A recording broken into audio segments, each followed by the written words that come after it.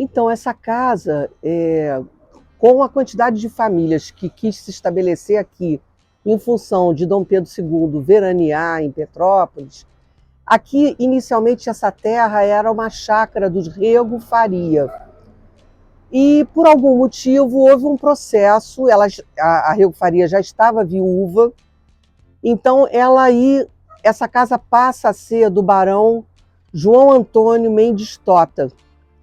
E é ele que pede uma licença em 1896 para construir aqui, onde é essa casa hoje, um chalé. Então ele pede essa licença na prefeitura para construir o chalé, a calçada, a questão do encanamento, do esgoto, enfim, ele dá entrada nesse pedido. Mas, infelizmente, o barão Mendes Tota, ele fica viúvo muito cedo.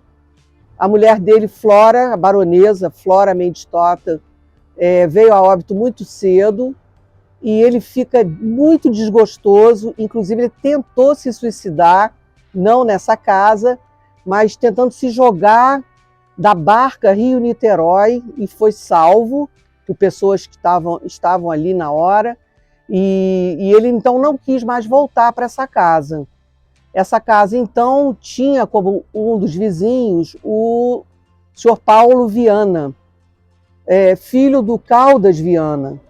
E essa, então, pessoa vem com a família, adquire a casa. Por algum motivo, essa casa passa a ser da Sul América de Seguros, já no século XX, no início do século XX. E em 1918, o doutor Miran Latif, que era um empreiteiro armênio, que havia se mudado para o Brasil para traçar ferrovias aqui a pedido de Dom Pedro II, ele então adquire essa casa. E 11 anos depois ele morre, em 1929, a casa fica para a família, até que no final da década de 40, início da década de 50, a filha dele, Alice Latif, realiza uma grande intervenção a partir da consulta que é feita com o arquiteto belga.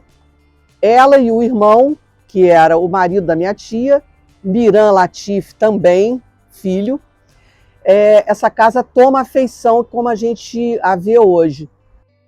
Por essa casa passaram 3 gerações de Latif.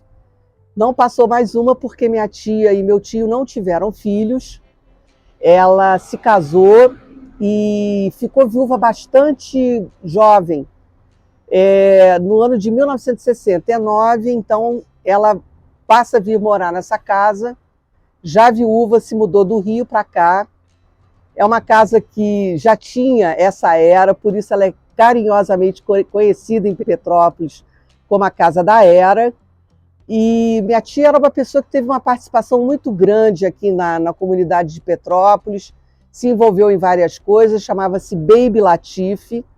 Ela teve uma biblioteca para crianças chamada Toca da Coruja, que marcou toda uma geração, onde havia contação de histórias, mas também ela teve uma cerâmica icônica chamada Oleiro de Petrópolis, com uma sócia que está viva até hoje, que é a Lena Osvaldo Cruz. Então ela foi a última pessoa, Latif, que ocupou essa casa até 2 anos atrás. Eu morei com ela os últimos 20 e ela teve uma velhice muito feliz nessa casa, que ela adorava. Morreu nessa casa, nem morreu num hospital, nem numa doença complicada, foi uma coisa muito tranquila, ela já tinha mais de 90 anos. Essa entrada aqui da casa, ela foi concebida para que a pessoa que chega possa descer do carro abrigada da chuva, do sol. E eu acho interessante também destacar a cantaria da casa, que emoldura as portas e as janelas, que foram todas feitas em granito apicoado. Demorou cerca de 5 anos e foram trabalhadas por um canteiro português que executou essa versão dessa fonte criada pelo meu tio, Miran Monteiro de Barros Latif. É um bloco único de granito apicoado.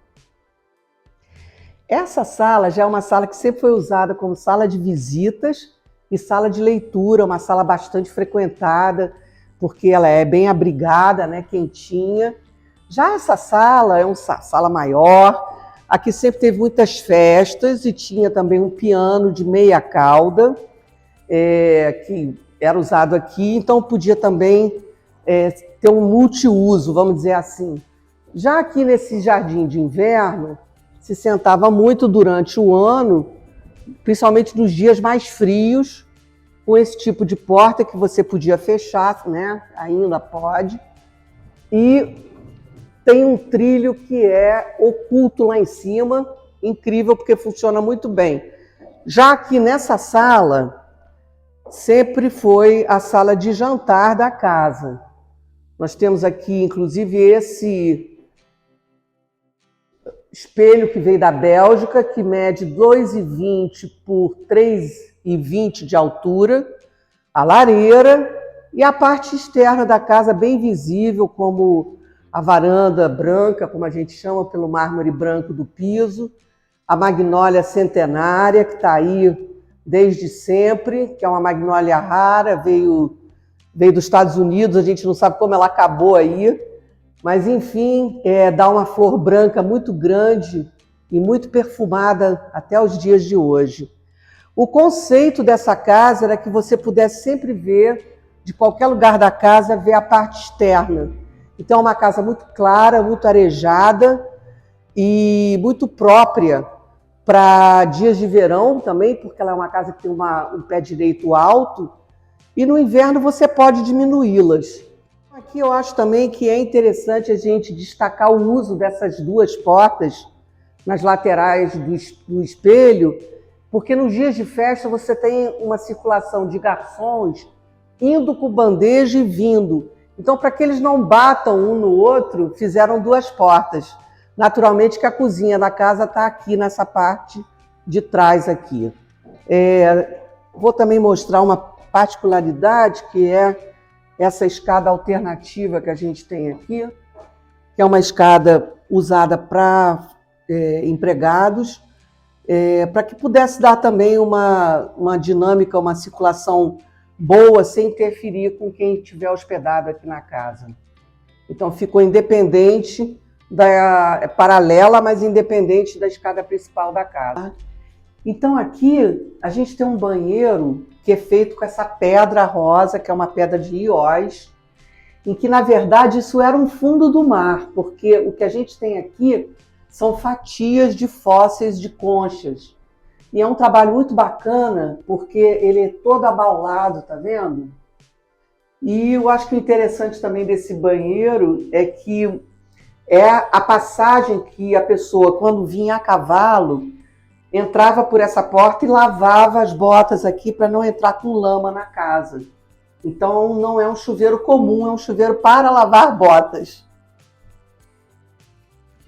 Então, aqui o interessante dessa escada é que são peças inteiras, maciças, sempre de peroba do campo, que é a tônica da madeira da casa, né? E esses balaústres são também maciços. A madeira dessa casa levou cerca de 3 anos e foi feita por um marceneiro espanhol.